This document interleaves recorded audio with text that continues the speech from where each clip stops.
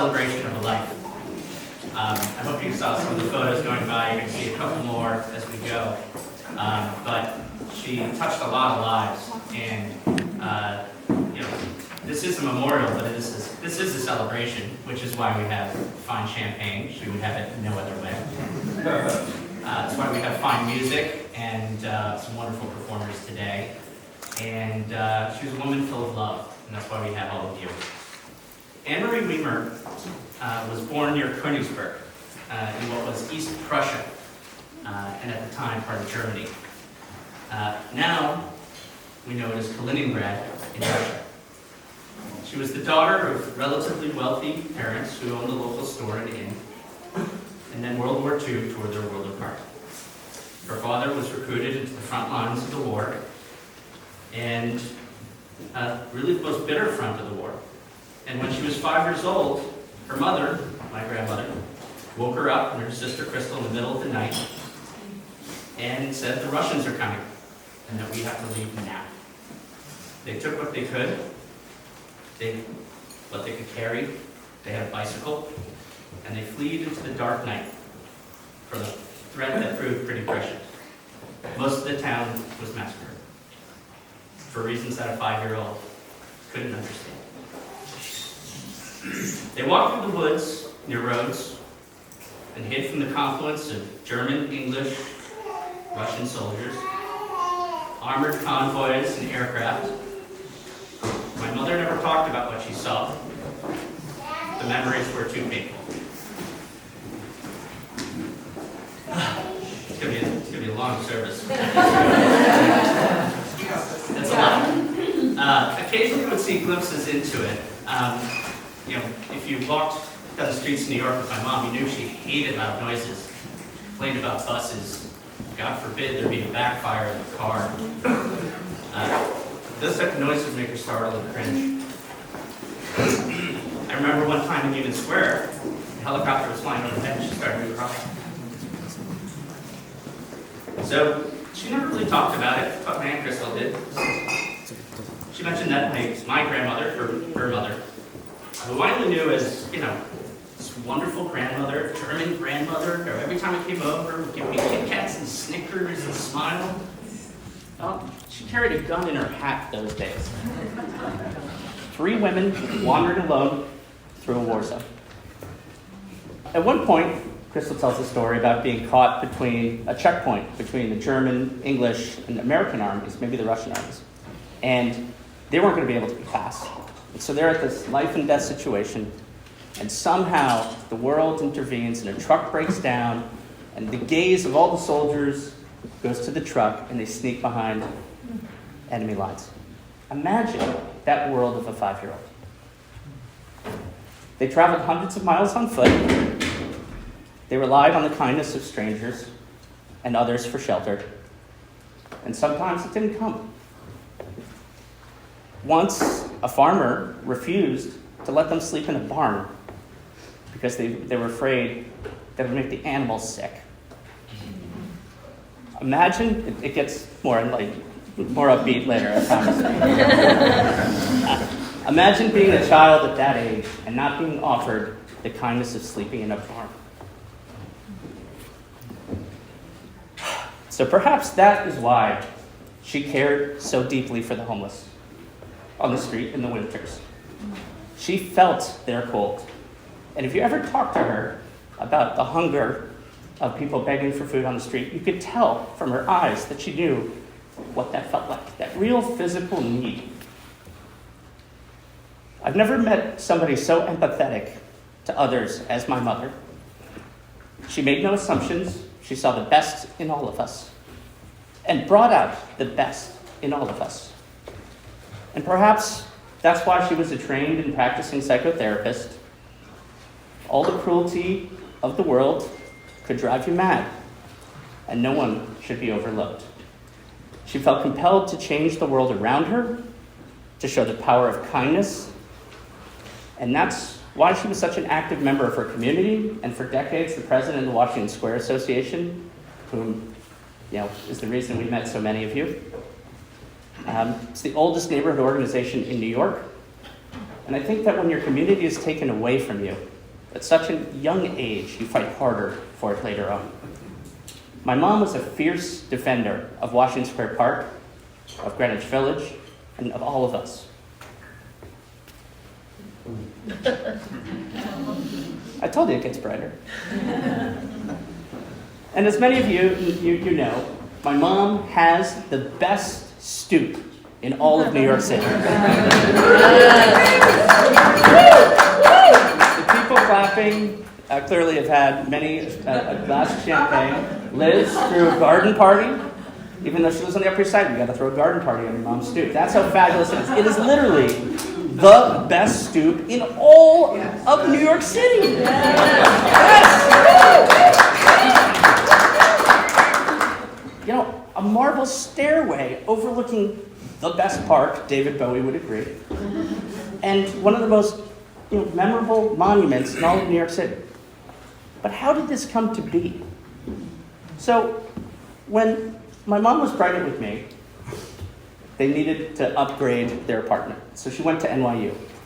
And she said, I need a bigger apartment with an extra bedroom. And they said, we got this place, but nobody wants it because it had a stairway onto the park.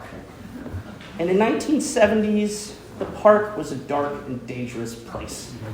I like to think of my mom as a World War II refugee, kind of laughing it off, given everything that she had been through. After being on the front lines of war, I kind of hope she responded, okay, I think I can handle a park.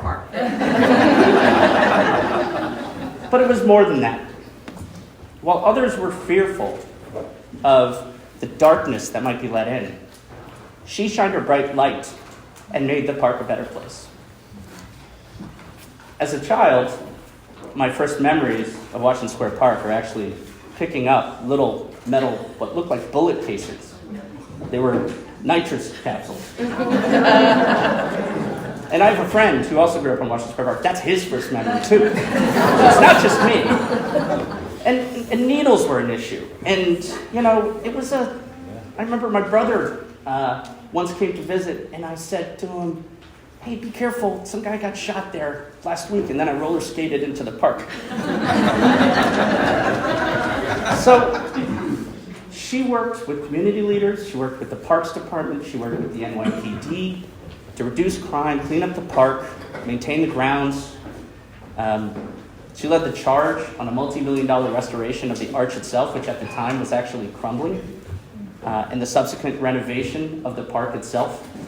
And as Walter Krivov was quoted, her fountain of energy radiated through the parks and blocks beyond. One year when the Washington Square Association couldn't afford the Christmas tree, which is the second longest running holiday tree in New York, she paid for it herself. And it was uninterrupted due to her generosity and her ability to overcome the lack of kindness in the world with the limitless kindness within her. When she spoke at the tree lightings, her professional demeanor would dissolve, and she would tear up when she mentioned the children, which she always did, and it just stopped her in her tracks. And I think she's thinking about her past at that moment. And it was that ugly world that birthed and molded our beautiful Anne-Marie. And this world was actually with her at all times, whether you noticed it or not. For example, my mom loved to wear chunky amber jewelry.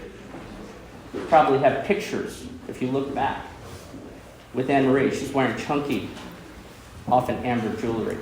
I didn't find this out until recently, but amber used to wash onto the shores near Königsberg like it was sea glass. And so she was carrying these mementos close to her and wearing them with pride. And if you asked her about her nationality, she was more likely to tell you that she was German. Moreover, she was fiercely German. As my Aunt Crystal, my grandmother, and my mom traveled hundreds of miles to Bavaria, they weren't always on foot. Once, they hopped on a supply car with a train carrying coal. And so here you have this beautiful lily who is emerging from the swamps of war, covered in soot.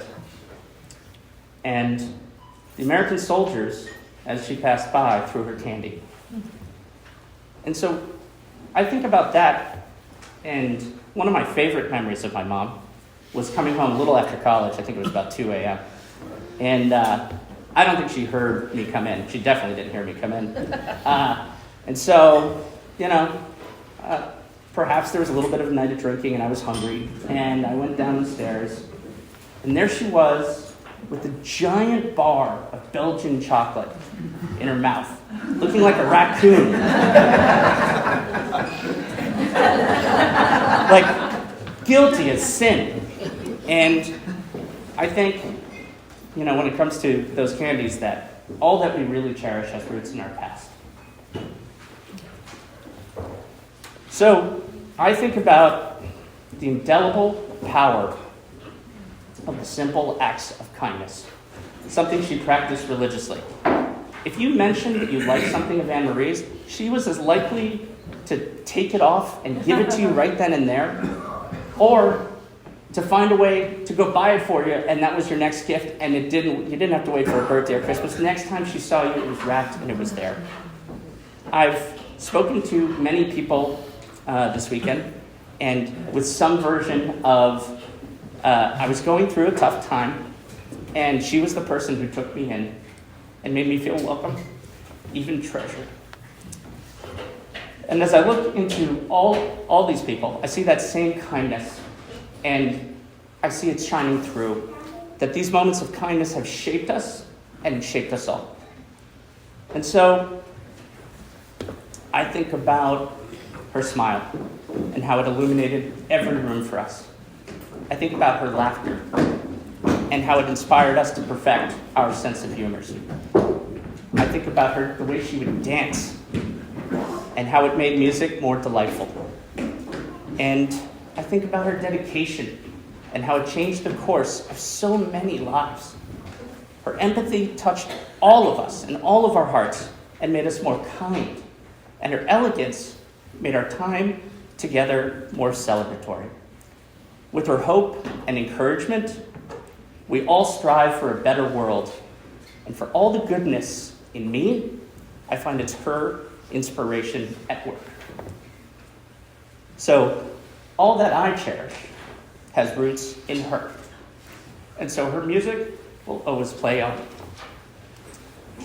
So with that, I know no one who embodies Anne Marie's empathy and kindness towards others more than my sister Erica. Your fierce defense of those less fortunate make you truly your mother's dog.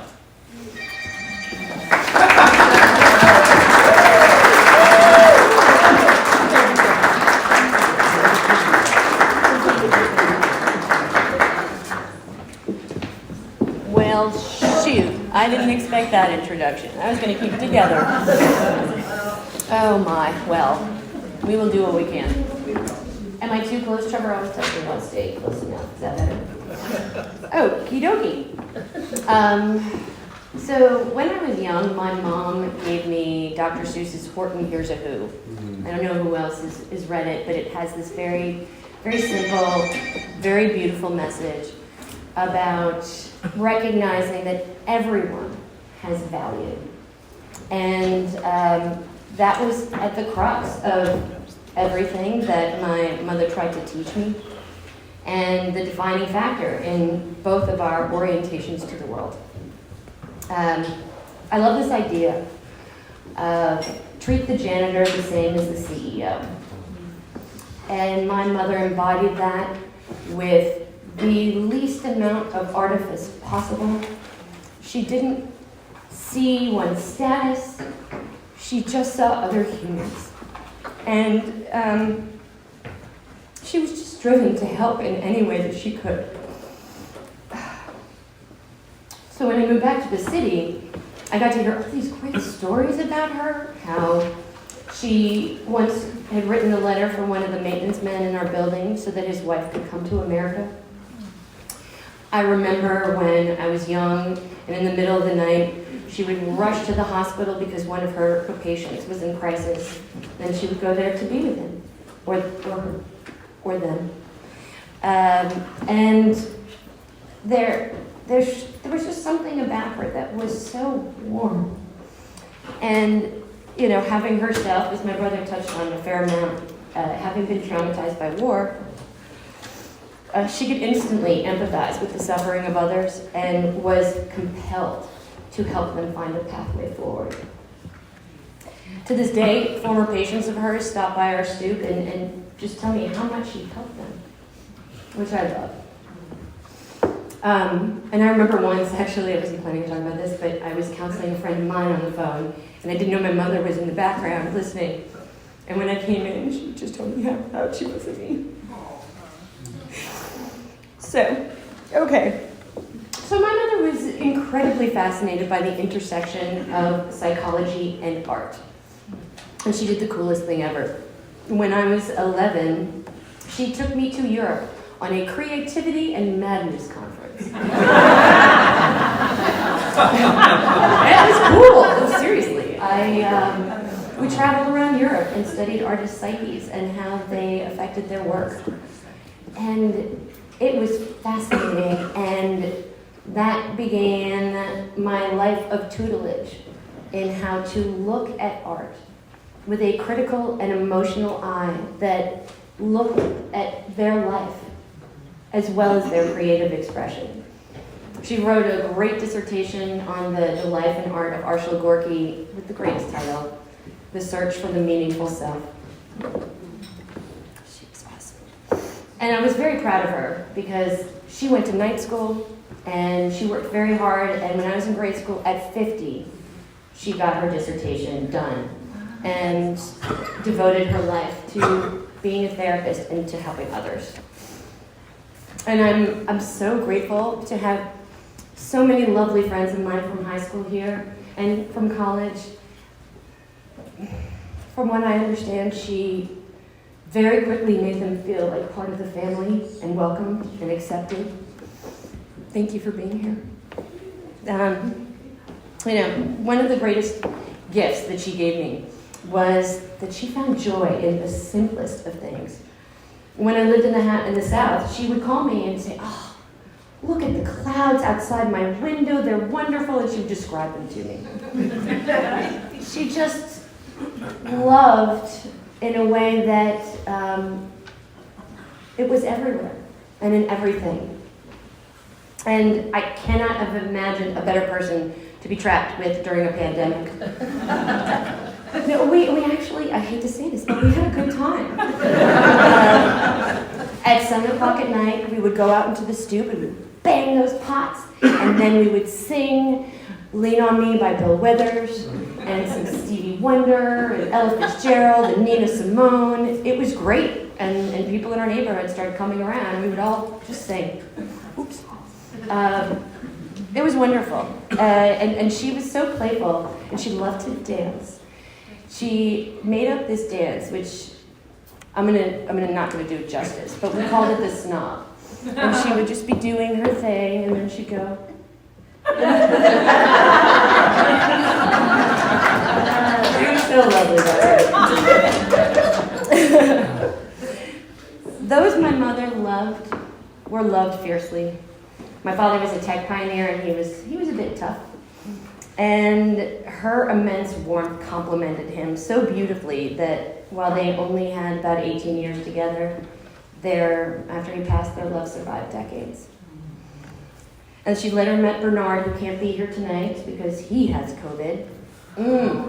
I know. And they loved each other for 20 years. And he was devoted to her. Even when my mother was very ill, he came until the very end. And if he was here, I would thank him. There was something about my mother that helped others love. You just wanted to meet her where she was at. And then ultimately, oh yes, okay, 2 more real quick stories. One, they only had one fight ever in their entire relationship. My mother was very amenable, but when she dug her heels in, that was it. And she was very protective of service people. And Bernard, they were in Italy, and Bernard wanted to order towels. And she said, no. You are not going to bother the service people, you have enough towels. And they got in an argument, and that was the only one the entire time. She just was very careful to make sure not to be a burden on those that were working very hard to get somewhere better. And then finally, when my father passed away, I wanted to wear all black. Makes sense. And she refused. She said no, and I dug my heels in, and she dug her heels in, and she won. Shocker. So at my father's funeral, I wore a full black dress and cream Ferragamo shoes. There was even a girl in my high school who thought that was a Jewish tradition, the black outfit with the white shoes, because my mother made me wear them. And that's why I'm wearing this jumpsuit today, because my mom had a fundamental understanding that where there's immense darkness, there's also light that needs to be honored. As I was trying to figure out what I was going to write today, I found a quote that said it all. It's in that book. There are souls in this world who have the gift of finding joy everywhere and leaving it behind them when they go. And I'm so grateful. I'm grateful for all you being here, and I'm just, how lucky are we all to have been loved by this beautiful, ethereal creature. Thanks.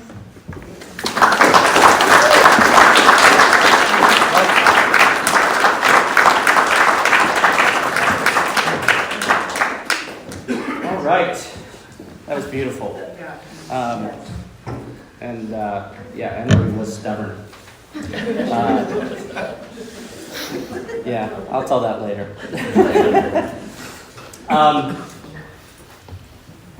She was a great friend, and many of you know Anne-Marie as a fierce friend and advocate.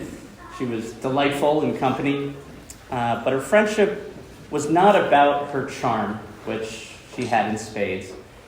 She truly cared for all of us, and so I've asked one of her best friends from Australia to speak with us today, even though she couldn't join us. And so I'd like to welcome another formidable woman, Gwenda Matthews, to the stage via FaceTime. So, internet gods, here we go. All right, let's see how we do.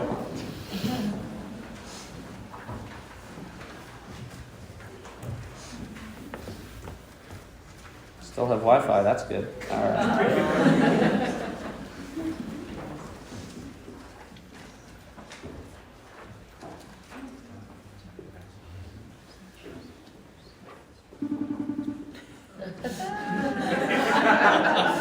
Hello, Arthur.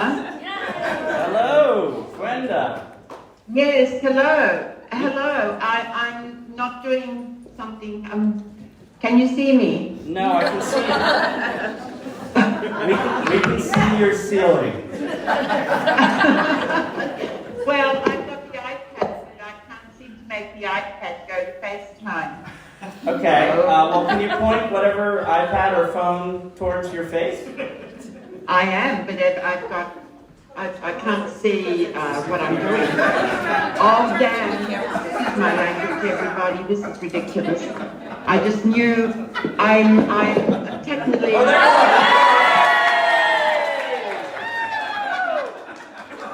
I can see you. Can you Great. see me? Yeah, everybody calm down. I'm good on my end. All right. Gwenda. Yes. It is a joy. I believe you all can hear, is that right? Yes. Lots of thumbs up. I'm going to turn you up a little. And I'll be here as technical support if you need it. Gwenda, I've introduced you as a great friend of Anne-Marie and a formidable woman. And with that, I hand you the mic. Oh, hello. Oh, dear Erica and Trevor, family and friends of Anne-Marie, and a special hello to Arthur, who was, I understand, a virtual member of the Sumner family. Some may remember me, Gwenda, now in Canberra, and I have to emphasise it is the middle of the night. I do wish I could be with you all there. It's my old neighbourhood too, Washington Square, which was Anne-Marie's great project and a lasting tribute to her. We will all remember Anne-Marie vividly, whether that is the good woman, the good mother, the good wife and partner, the good neighbour, the good citizen. But I can attest to all those talents, but my memory is of the good friend. We had a friendship that spanned more than 50 years, I guess. Many chapters. Youth, marriage and divorce, mine, births and deaths, and that unforgettable day when Eric Sumner died suddenly. I was there too. Where and how did we begin our friendship? Well, of course, on Washington Square. She was on the north side. But more fundamentally, Anne-Marie was the immigrant refugee with strong European roots. I was the temporary foreigner from the country, the Australian country, with Anglo roots. But neither she nor I had the benefits, the leg up that comes from established families, old school tie, ivied walls. So for us, education and the cultural life, above all, were to be prized. We were young professional women looking to find our futures, whether on the ski fields of Vermont, the tennis courts, the sands of Long Island. And new insights, thanks to Anne-Marie, whether that was the New School's Hannah Arendt, the Metropolitan's Achille Gorky, the water on the flowery mill is still perhaps my favourite modern painting. And, of course, from Lincoln Center and the Opera, to Carnegie Hall with Fisher Dieskau and Jack Baker, Anne-Marie's favourites at the time. In short, Anne-Marie was my teacher and guide to the best of New York. Later on in life, we loved to travel. We loved to travel together, the Grand Canyon and the West. Can you still see me? Yes. Yeah? To London, to Rome, to the island of Pantelleria. Look it up if you don't know. My trips back from Australia, we loved to go down to Washington, to the museums and galleries there. In those trips back, her home was my home, the square my neighbourhood, usually bounded by Union Square Market to the north and Marimekko. Guess what I'm wearing? My favourite spot, though, were the bottom steps of that steep staircase. A well-worn perch where much was discussed over the years as hospitality was dispensed from that amazingly efficient kitchenette. I well remember sitting there with the young Erica and Trevor, awaiting the delicious meals being churned out by their parent. Often thanks to their sessions with James Beard. Sense and sensibility, that amazingly apt Austen title, is also one that fitted Anne-Marie to a T, and one to which I would add great charm. Of course, that damn disease came along. So difficult to see the losses and the slippages. But for me, the essential part the core, the spirit of Anne-Marie, remained as clear as a bell. Amazing, really.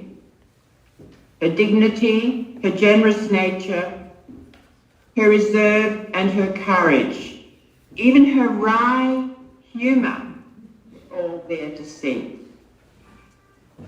You may remember her, with a roll of the eye and a tilt of the head. That gentle skeptic was ever present. I have one last memory of that essential Anne-Marie to share. It's prompted by Trevor's final waltz into the night on the program.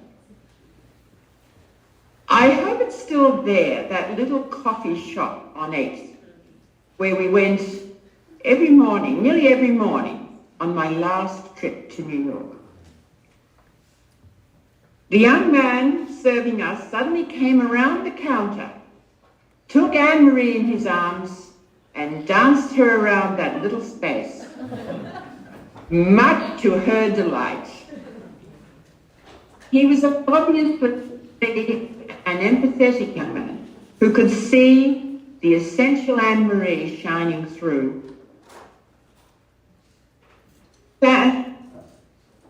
Thank you, Trevor and Erica, for recognising the importance to me of that great friendship and for asking me to participate today. You know, I miss your mother. I miss her very much, and I always will. Thank you, you too. We love you, Brenda.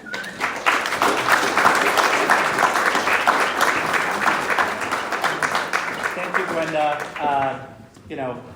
You've always been such a wonderful friend. You have been family and still are. And Emily doesn't know this, but we've got to figure out how to meet you in London, and we will try.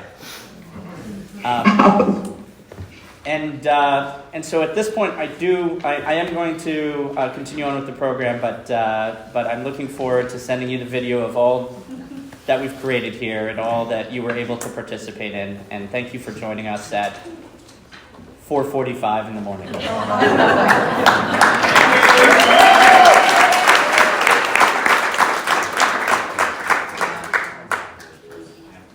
All right, FaceTime for the win. Did you see that? Believe it or not, a Zoom was too technically complex. So we do what we need to do to make things work. So, as many of you know, my mother was a staunch advocate for creative expression. At Cooper Union, she supported student artists by buying their work. She regularly bought more art than could fill her walls, and she had big walls. And when one of her assistants from Cooper Union married an artist, she commissioned a portrait, a big portrait, 10 feet tall, 8 feet tall, which both my sister and I joke that the only thing that he got right was her shoes. Note to self and to all of you, never commission a portrait from a depressive artist. On weekends during the day, you can find Anne-Marie jumping into cabs on the way to the Neue Galerie, the Museum of Modern Art, or the Formidable Met. I spent many a day in those museums, exposed to limitless creativity throughout history, a testament to the human spirit. At night, you might find Anne-Marie at the Met Opera, at Avery Fisher Hall, or Carnegie Hall. She loved the elegance of the opera and the symphony. She lit up when the music would play.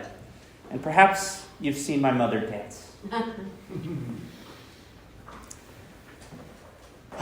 It was a sight. It was always the elegance of the waltz and the joy of a child at the same time. She worked closely with Peggy Friedman on the Washington Music Festival to bring such music into the park. She would host the after parties for the artists and the musicians, and it was one of her proudest achievements to bring that light into the park. And so it is with great pride that I welcome our dear friend and Washington Square Music Festival Executive Director, Peggy Friedman, to the stage.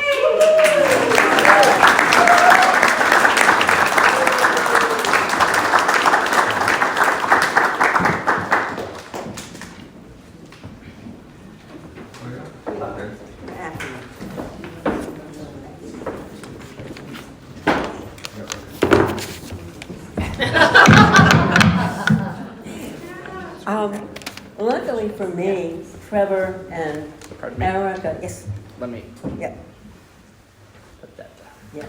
Trevor and Erica have said about everything that I want to say.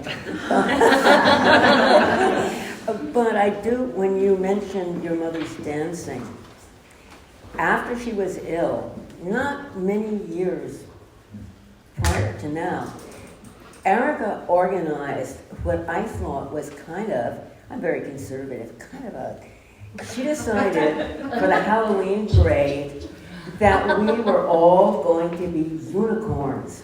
And she, oh, good. Arlene is there from New York University, and they sponsored the parade. You were probably in it, weren't you? Yes. And Erica got wigs. She got horns. I can't remember, is that about, oh, no, the eyes. At the tail. And I'm always, how this was all going to go. We look quite strange. Unfortunately, Sugar Berry isn't here because she has COVID, but she was one, and we assembled by the arch. Anne-Marie was a little, maybe perhaps confused about what we were doing, but as soon, we followed the drums, as soon as it started, your mother got in the rhythm, and she was dancing all the way around the park, and we were doing this little unicorn, and it was wonderful. So memory, oh yeah, we had all long kind of wigs and hair, and I don't know what we looked like, but we sure had a good time, and I want to thank you for organizing that. I have a lot of things written down. We were 30 years of friends, but everything on this paper has already been said. Trevor mentioned that she was an indefatigable supporter of the Washington Square Music Festival. She not only lent her home for rehearsals, but some of the divas and the divo changed their clothes in her apartment. They could leave their dress there, the jacket, come up and come back and come down in the park so they weren't schlepping on the bus. And she loved the music. The music was so important to her. And I could see, I would always say, Anne-Marie, stay for the whole program. The symphony is going to be now. Don't worry about the party. She would say, no, I have to go back. I have to make sure that everything is ready for my guests. And the day after, we would usually meet in the Washington Square Hotel for coffee, breakfast, to go over the concert. And I'm sorry to say a little bit of gossip.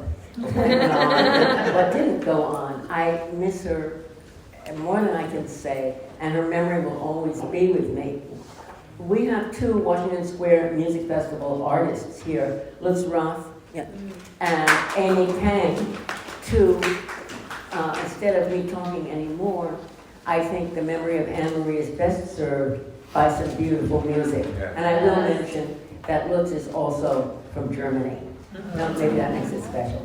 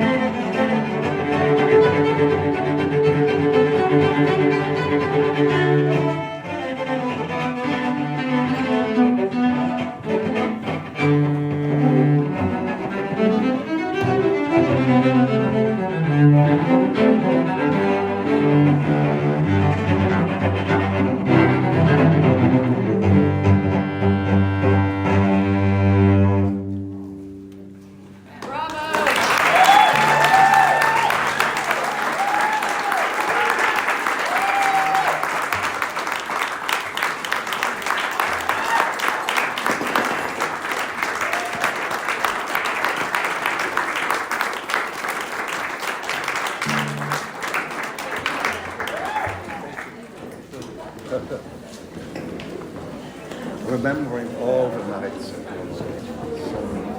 So many years. So many years. You have been so generous. Unforgettable. Yeah. Thank you, Lutz Rath and Amy Kang. That was beautiful. A combination of elegance and beauty. Lutz mentioned that we've spent so many nights in my mom's apartment after the Washington Square Music Festival together, having cocktails, talking about dirty French songs at the piano. I gotta be honest, as a kid, I thought most of you, like early on, I was like, this guy's a madman. This guy's a madman, and I like it. Like, how do I become a little more like him? And while I didn't understand the miniature piano concert in the park, that one was a little. Oh, that one was off. That was a bridge too far. Okay. For me personally, this man has personally helped define my concept of music, expanded that idea, and brought such joy to my mom, my family, and I. So thank you, Liz. Thank did you it again for having today. us. It's a great memory.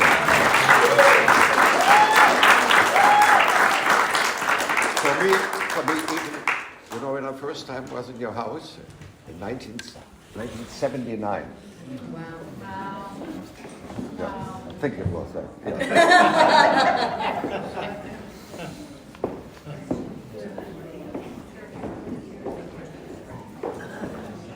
All right.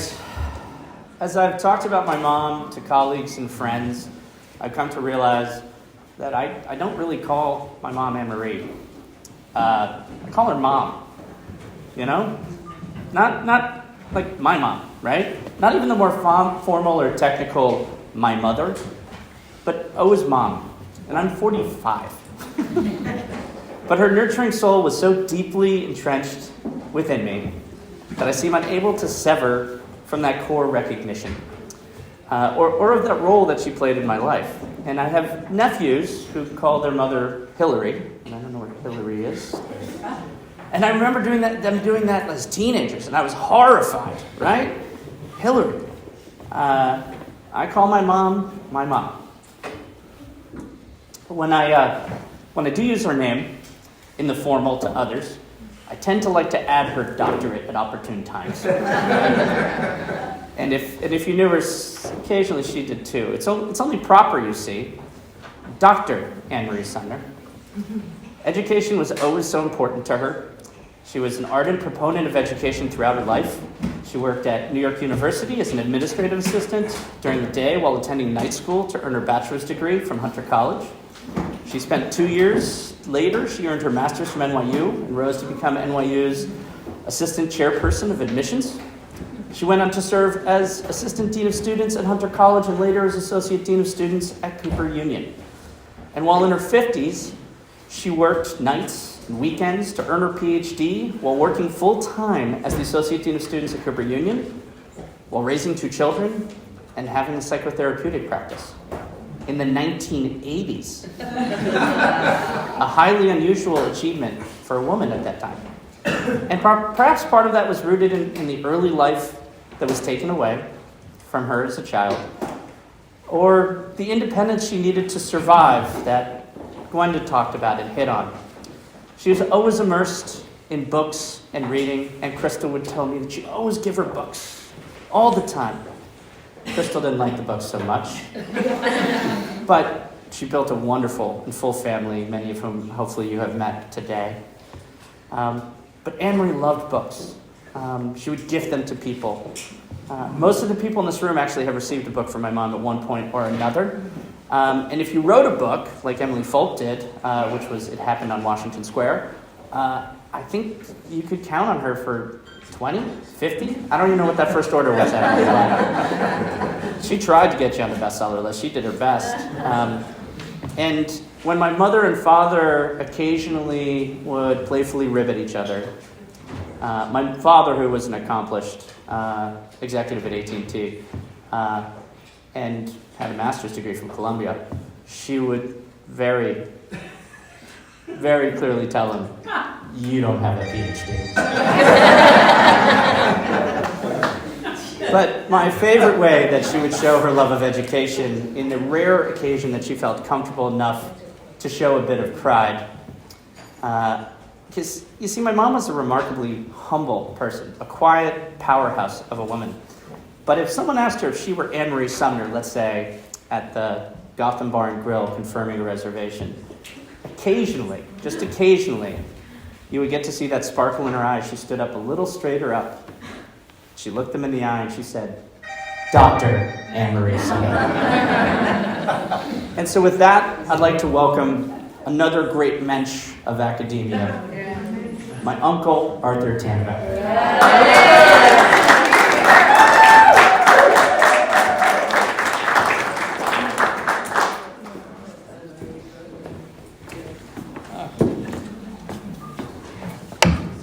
It's hard to follow 2 cellos, you know what I mean? One cello, all right.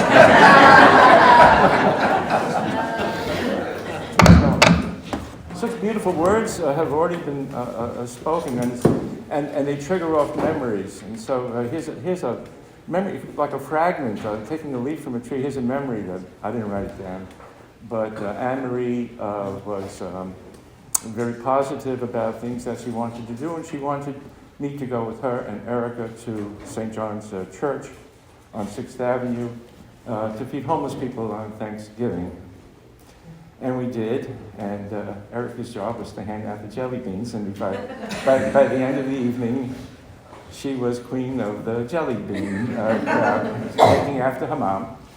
And I went back at least one more year with them, and Erica had primed to be, again, the queen of jelly beans, and she did so proudly and with elan. Chip off the old block. You know, we're here to celebrate our good fortune at having known our beloved Anne-Marie, but I would be remiss if at this time I didn't ask for a moment of appreciation for someone who has just passed, and that's their dearly beloved brother, Eric Sumner. You've seen him in some of the pictures. So let's just take a moment, if you don't mind, to think about Eric and the joy that he brought to the family. A family, by the way, that was expert in joy. So speak memory. So much has been said that I didn't remember, or I've already said it and written it down.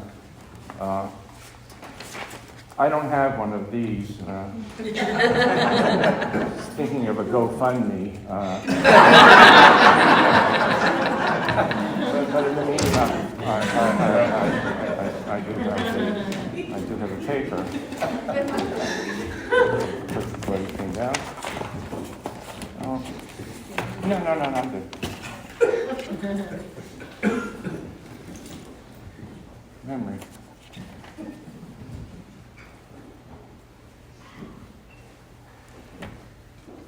You know, we were such old friends, Anne-Marie and I go back to like maybe, I don't know, the beginning of Earth or something like that. Something like that.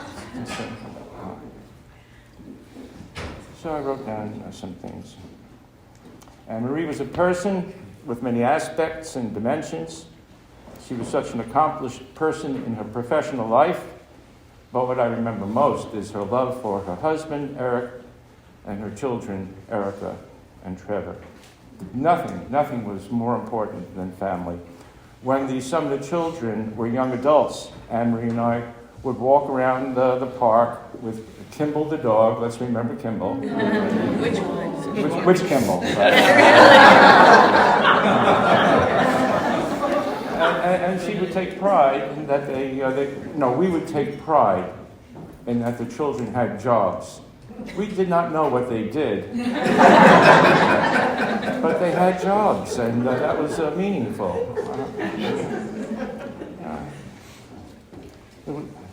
When they were younger, even when they were both first at Grace Church School, and then Nightingale and Collegiate, Anne-Marie would show me their grades with pride, no matter how she had progressed in life, from an immigrant child from war-torn Europe to being a secretary at NYU and then a dean at Cooper Union and a PhD therapist.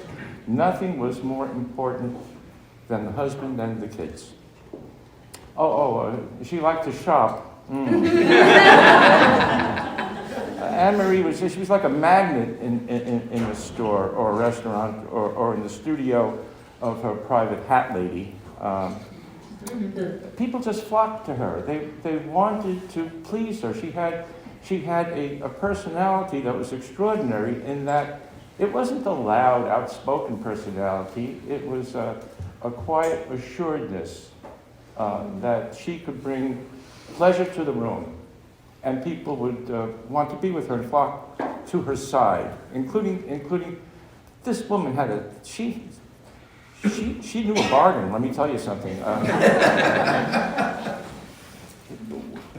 She had a personal shopper like a Paul Stewart. I know that because she took me to Paul Stewart, and she went to a couple of these fancy stores, and they got to know her. And so the salespeople would call her a week before the sales started, and so we could be first online for those sorts of things.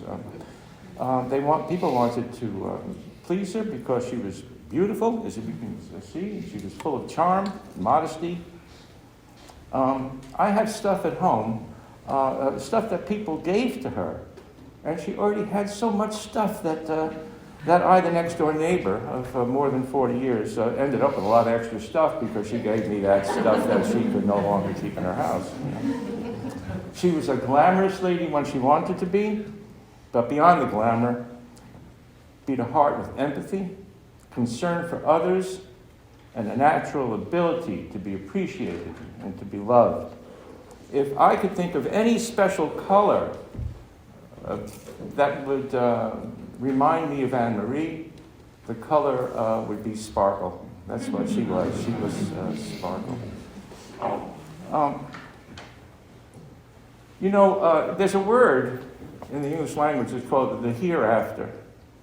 Some people believe in the here, other people believe in the after. The thing is that we are all speaking here from memory, and until the last person in this room does not have a memory of our dear Anne-Marie, she will be here and not after. Let's remember that.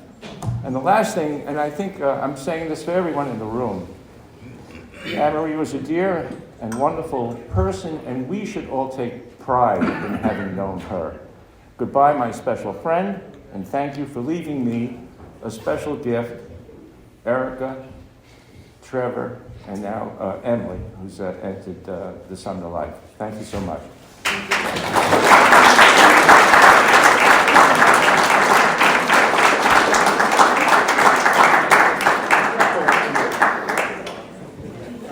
I do want to tell you a little story about Arthur and me. Arthur is my neighbor, but he's also my uncle. And so you may be asking, how did that come about? And the story goes something like this. That Arthur was out and saw me playing or coming through the lobby and went up to my mom and said, "I want one of those one day." And so, in true giving spirit, she gave me to him. And Arthur took me to Mets games and really leaned into being my uncle and truly his family. But that's how giving she was. She gave her children. All right, we're going to try this again. And if the reboot doesn't work, we're just going to do it. We're just going to give the rest of the speech. It did work. Yay! All right. Okay. All right. So don't worry. This is, as you see from the program, the waltz into the night. Hold on. Let's get into the speaker version. There you go. Beautiful. Okay, all right. I don't even have to speak. I love this. All right. All right. Okay. So, as a child, I quickly learned that my mom's smile was always the brightest light in the room. Her laugh was a treasure, and so it's no surprise that I steadfastly developed a strong sense of humor, and Uncle Arthur was one of my greatest teachers. Thank you, Arthur. Thank you. But the inspiration, the raison d'etre for my sense of humor was always my mother. As a younger woman, she was chased by many a suitor. To know Anne-Marie was to be enamored. When my father met Anne-Marie, he was recruiting students at Cooper Union.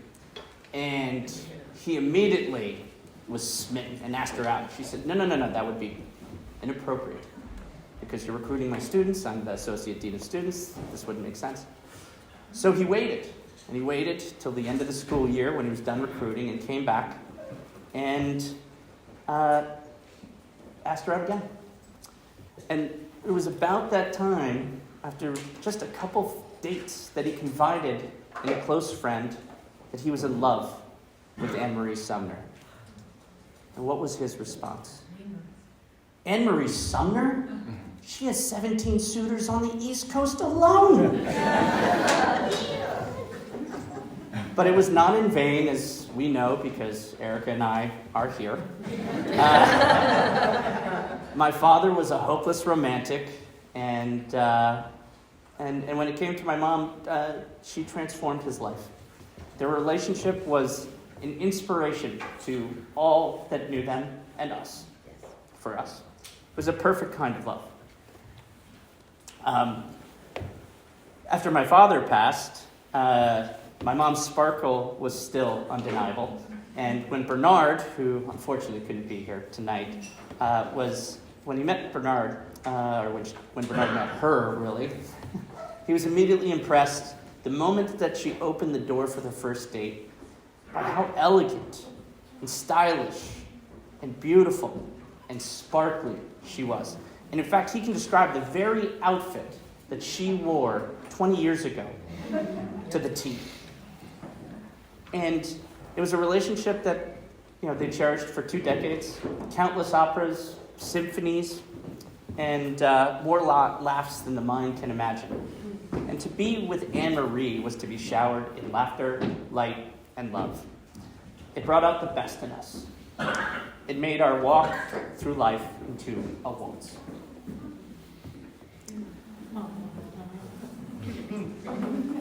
It's from my wedding. My first memory dancing was actually at the Washington Square Music Festival. And I was standing on her feet, as children do. And what a novelty it was to be attached to such a beautiful creature, such a beacon of grace and light. Later on, as an adult, I had several opportunities to dance with her, and what was most notable was the strength of her frame. She would get into a waltz position, and it was immovable. And no matter what the dance was or what the music was playing, it was an elegant waltz. And there were these points where you were like, I think I'm leading, but you really knew that she was leading you. And I remember many of you were at my wedding, and at the time she was 77, and she commanded the dance floor. And we waltzed to a mixture of hip-hop and electronic music. And no matter what the dance was, it was a form of elegant waltz. Somewhere around midnight, Bernard wanted to retire. And so they left, and the dance floor felt emptier. And so they went to bed. Or so Bernard thought. As Bernard fell asleep, Anne-Marie snuck back out, came back to the dance floor, and danced into the night. The music and the revelry called, and she will always be that star.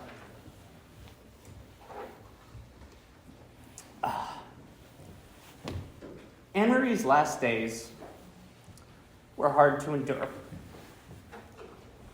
This is the hard part. All right. Beth, thanks for the advice. It's hard to grapple with the light that starts diminishing. After a mild stroke, she was bedridden. Her legs had failed her. And I sat by her side. And we were listening. Erica played beautiful music. There was Cole Porter, Ella Fitzgerald, Dean Martin, Frank Sinatra. And so we would sit there by her side listening to music for days on end. And she would grab my hand and she would squeeze. To the beats. Of course. And so, towards her last days, we were there, and she was squeezing my hand. And I said to her, I know you want to dance. And she looked at me, and she said, of course. And it warmed my heart. And then, a couple moments later, she looked at me with those blue eyes. She said, well, are you ready? And so, the aides stood her up, and I held the frame of her spirit, and we danced.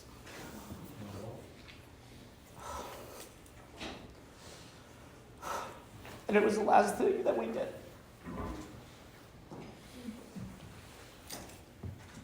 All right. What a powerhouse of a spirit. What an inspiration living in each of us.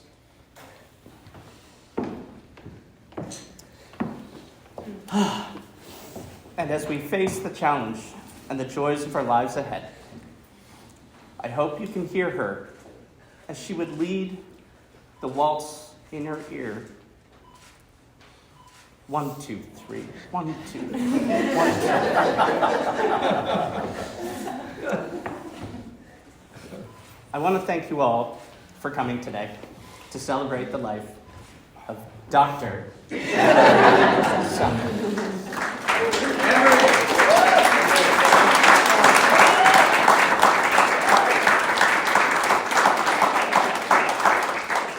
It's only fitting that we use the German saying for goodbye.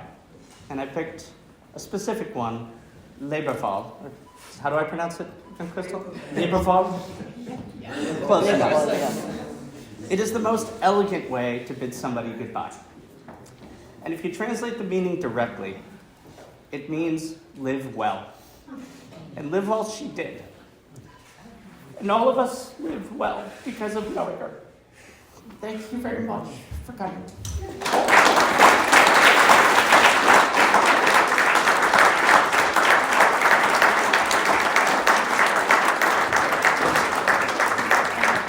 All right, so the bar is still open, the cheese is still there, the cookies are fantastic, and we'll play a little music, and thank you all for coming. Just for the record, now is the time to celebrate her life. Yes, we can cry, but let's also enjoy it.